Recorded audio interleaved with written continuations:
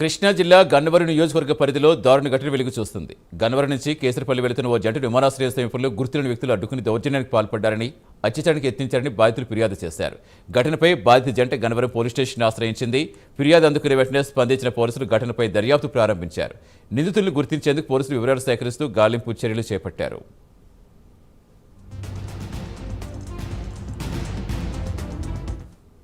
గన్నవరం నుంచి కేసరపల్లి మా మదల్ని ఇంటికాడ దింపుదామని చెప్పని వెళ్తుంటే ఎయిర్పోర్ట్ దాటిన తర్వాత ఆల్టో 800 కార్ వేసుకొని ఒక 5 వ్యక్తులు మమ్మల్ని క్రాస్ చేసి ఏదో ఫ్రంట్ బ్రేక్ వేసి మమ్మల్ని స్టాప్ చేశారు. స్టాప్ చేసి అందులో బాపట్ల నవీన్ అనే కుర్రోడు దిగి అమ్మాయి చేయి పట్టుకొని లాగి కారు ఎక్కవా అని చెప్పని లాగాడు. ఇంతలో నేను ఆ నవీన్ అనే వ్యక్తిని పుష్ చేశాను. పుష్ చేయగానే ఆ 4 వ్యక్తులు వచ్చేసి నా మీద అటాక్ చేశారు. అటాక్ చేయగానే నేను నవీన్ అనే వ్యక్తిని ఇంకా పుష్ చేస్తూనే ఉన్నాను. ఎమ్మంటే ఆ 4 వ్యక్తిని కూడా తోసేసి మా మర్దంలో నేను లాగి బండి మీద ఎక్కించుకొని ఎమ్మంటే గన్నవరం పోలీస్ స్టేషన్కి సంప్రదించాను.